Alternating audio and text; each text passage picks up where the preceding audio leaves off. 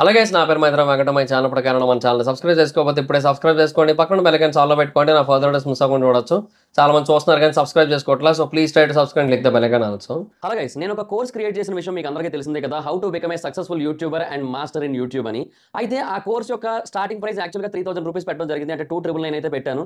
అయితే దాని గురించి చాలా మంది నాకు ఇన్స్టాగ్రామ్లో పర్సనల్గా మెసేజ్ చేయడం జరిగింది. బ్రో, అంత ప్రైస్ అంటే మేము పెట్టలేకపోతున్నాము, కొంచెం ఎక్కువైంది, సో కొంచెం తగ్గించండి, మాకు కొంచెం డిస్కౌంట్ ఇవ్వండి అని అడగడం జరిగింది. సో వాళ్ళందరినీ కూడా దృష్టిలో పెట్టుకుని ఈ కోర్స్ యొక్క ప్రైస్ అయితే తగ్గించడం జరిగింది. సో ఇప్పుడే దానికి ఒక కోడ్ అయితే క్రియేట్ చేశాను. ఆ కోడ్ పేరు FAN50. మీరు ఎంటర్ చేయాల్సిన పని లేదు, ఆటోమేటిక్గా ఎంటర్ అయిపోతుంది. నేను డిస్క్రిప్షన్లో అండ్ కామెంట్ సెక్షన్లో ఇచ్చిన ఈ లింక్ మీద కనుక మీరు క్లిక్ చేసి చూసినట్టయితే మీకు ఆ కోడ్ ఆటోమేటిక్ ఎంటర్ అయిపోయి కనిపిస్తుంది. సో మీరు ఎవరైనా కోర్స్ తీసుకోవాలనుకున్నట్టయితే ఇప్పుడు ఆ కోర్స్ తీసుకోండి, 50% డిస్కౌంట్ వస్తుంది. ఈ ఆఫర్ కొద్ది రోజులు మాత్రమే ఉంటుంది, ఎందుకంటే ఈ కోడ్ కొద్ది రోజులు మాత్రమే పనిచేస్తుంది. సో ఎవరైతే తీసుకోవాలనుకుంటున్నారో ఇమీడియట్గా తీసుకోండి ఆ కోర్స్ని, లేదంటే ఆఫర్ అయితే మిస్ అవుతారు, మళ్ళీ 3000 రూపీస్ పెట్టి కొనుక్కోవాల్సి ఉంటుంది.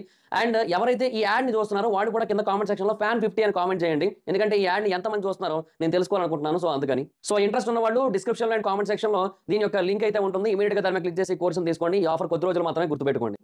సో బేసిక్గా ఇది గేమ్ చేంజర్కి సంబంధించిన 11 డేస్ కలెక్షన్ రిపోర్ట్. అంటే బేసిక్గా మనకి 20వ తారీఖు వరకు ఎంత కలెక్ట్ చేసింది అనేది, 10వ తారీఖు రిలీజ్ అయింది కదా, సో 20వ తారీఖు వరకు ఎంత కలెక్ట్ చేసింది అనేదే మనం ఈ వీడియోలో అయితే డిస్కస్ చేసుకుందాం. సో బేసిక్గా ఎక్స్పెక్ట్ చేసిన దానికంటే తక్కువే కలెక్ట్ చేసింది, అదైతే క్లియర్. బట్ యూనో కొద్దో గొప్పో బెటర్గానే హోల్డ్ చేసింది. అది రామ్ చరణ్ గారికి ఉన్న పుల్ కావచ్చు, లేదంటే సంక్రాంతి ఎఫెక్ట్ కావచ్చు, వాట్ ఎవర్ ఇట్ ఈస్, మొత్తానికి కొద్దో గొప్పో హోల్డ్ చేసింది. అండ్ యూనో కొంతవరకు పర్లేదని చెప్పొచ్చు. బట్ ఎక్స్పెక్ట్ చేసిన దానికంటే చాలా తక్కువ కలెక్షన్స్ అయితే వచ్చాయి. సో అదనమాట ప్రాబ్లం. సో డెఫినెట్గా శంకర్ గారికి అండ్ డిస్ట్రిబ్యూటర్స్కి కూడా యూనో చాలా వరకు లాస్ అనే చెప్పొచ్చు. సో అది పాయింట్ అనమాట. బట్ ఇంకా ఏం చేయలేని సిచ్యువేషన్ అయితే ఉంది. సో అది పరిస్థితి. అండ్ ఈ మూవీ ఇప్పటి వరకు 11 డేస్కి ఎంత కలెక్ట్ చేసింది అంటే, ఈ మూవీ ఇప్పటి వరకు కలెక్ట్ చేసిన నెంబర్ అయితే 211 కోట్లు. సో చాలా తక్కువ కలెక్షన్స్ అనే చెప్పొచ్చు. ఎందుకంటే you know after RRR Ram Charan గారి సినిమా అంటే చాలా హ్యూజ్ లెవెల్లో ఎక్స్పెక్టేషన్స్ అయితే ఉంటాయి. So at least movie might be దాంట్లో ఒక 60-70% రీచ్ అయినా కూడా మైట్ బి కలెక్షన్ నెంబర్ ఇంకొంచెం డిఫరెంట్గా ఉండేదేమో. బట్ అన్ఫార్చునేట్లీ అలా జరగలేదు. సో అదనమాట ప్రాబ్లం ఇక్కడ. ఇంకా సో దానివల్ల చాలా తక్కువ కలెక్షన్సే వచ్చాయి.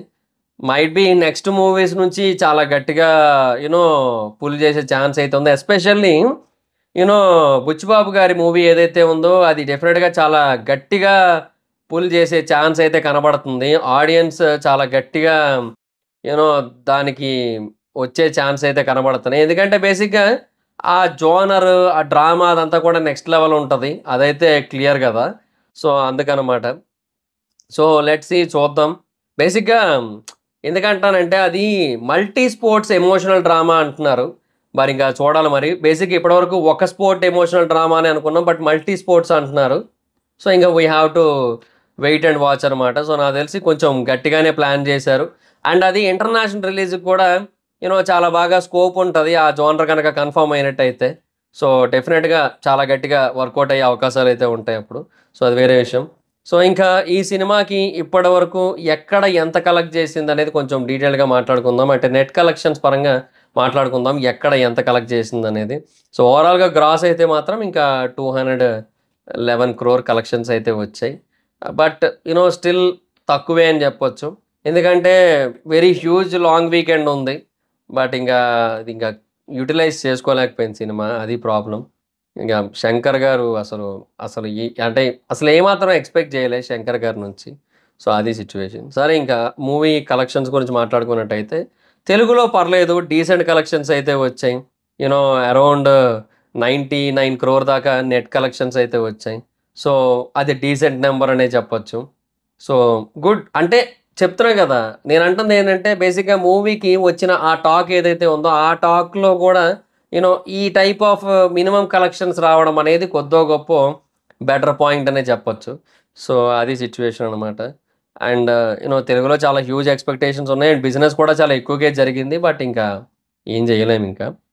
అండ్ తర్వాత హిందీ విషయానికి వచ్చినట్టయితే హిందీలో 35.6 crore అయితే నెట్ వచ్చింది. సో బేసిక్గా హిందీలో కూడా చాలా తక్కువ వచ్చింది యాక్చువల్గా.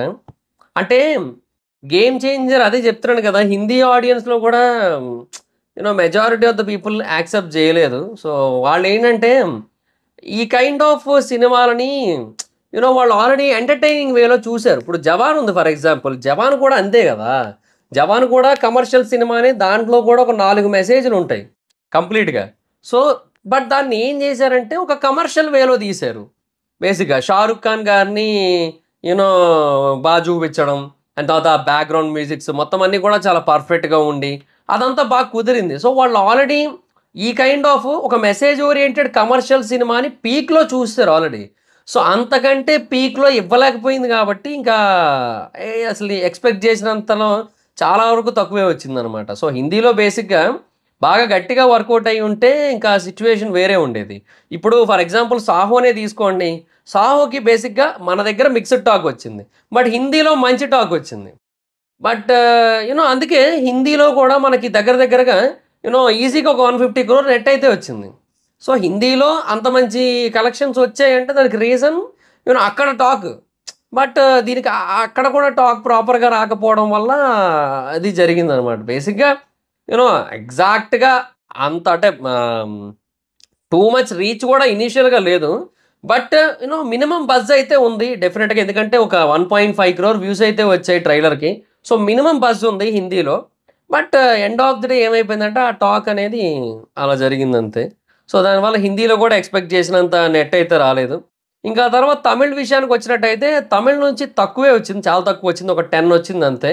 ఇంకా అంటే ఆబ్వియస్‌లీ ఇప్పుడు 10 అంటే డీసెంటే. ఎందుకంటే నేననేది ఇప్పుడు బేసిక్‌గా ఆఫ్టర్ 'బాహుబలి 2' చాలా సినిమాలు తీశారు 'ప్రభాస్' గారు. వాటిని అక్కడ రిలీజ్ చేసినప్పుడు వాటికి గూడా ఒక 20, 25 అలాగే వచ్చేవి. సో, ఇప్పటికి కూడా అంతే. ఇప్పుడు 'సలార్‌కి' కూడా అక్కడ 22 ఎంతో ఉంటదంతే నెట్. 24 సో, అంతే మాక్సిమం అంతకంటే ఎక్కువ లేదు. నేను అదే చెప్తున్నాను కదా! సో, 24 నెట్ అనుకుంటా. తక్కువే ఉంది. అంటే ఇప్పుడు వెరీ హ్యూజ్ లెవెల్‌లో కలెక్షన్స్ వచ్చిన తర్వాత కూడా ఇప్పుడు తమిళ్ నుంచి మనకి ఏది 125,00,00,000 షేర్ వచ్చింది అక్కడి నుంచి. అంతొచ్చిన తర్వాత కూడా అది కుదరలే. యూనో ఆ తర్వాత సినిమాలకి అంత లెవెల్‌లో రాలేదు. సో, ఈ సినిమాకి ఒక 10 దాకా నెట్ వచ్చిందంటే పర్లేదు. బట్ 'శంకర్' గారు తమిళ్ డైరెక్టర్ అవ్వడం అది కూడా కొంతవరకు కలిసుండొచ్చు. బట్ స్టిల్ పర్లేదు. డీసెంట్ అని చెప్పొచ్చు.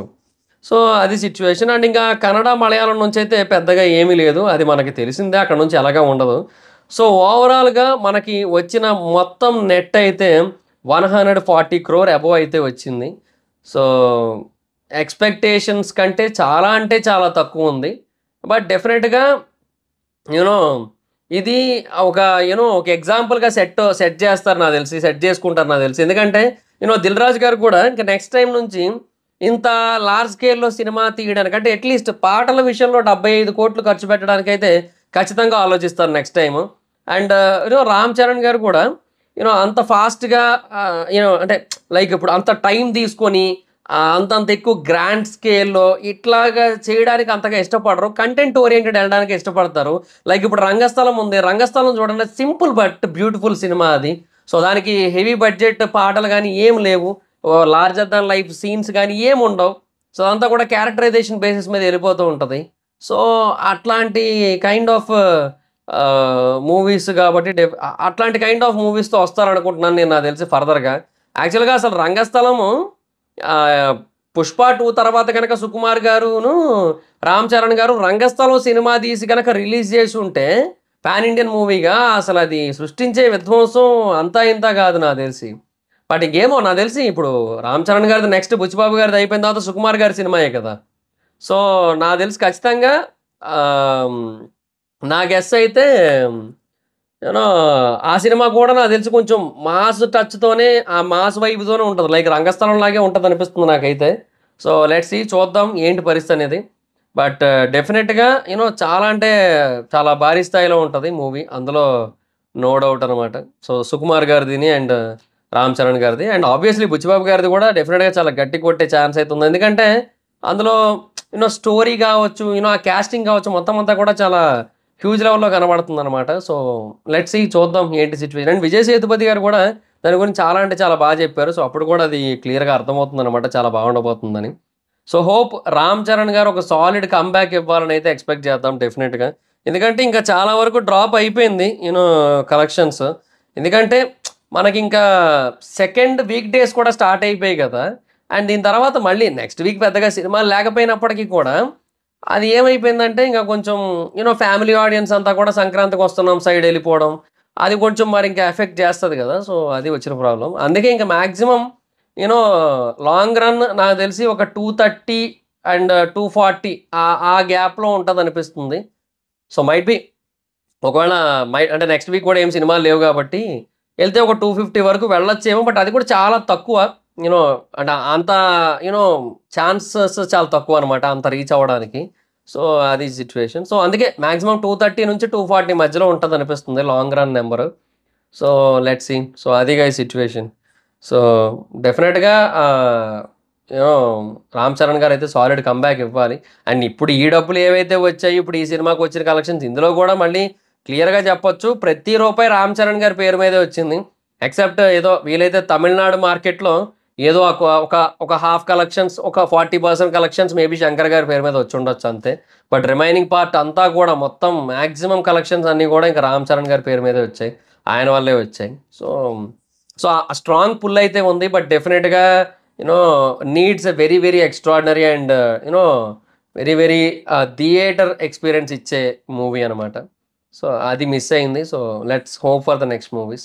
So that's it guys. This is the video. Video గాని మీకు నచ్చినట్టయితే లైక్ చేయండి, వీడియో షేర్ చేయండి. ఇప్పుడు కాకుండా మన ఛానల్‌ని సబ్స్క్రైబ్ చేసుకోకపోతే ఇప్పుడే సబ్స్క్రైబ్ చేసుకోండి. పక్కన బెల్ ఐకాన్ ఆల్‌లో పెట్టుకోండి. నా ఫర్దర్ వీడియోస్ మిస్ అవ్వకుండా చూడొచ్చు. చాలా మంది చూస్తున్నారు కానీ సబ్స్క్రైబ్ చేసుకోవట్లే.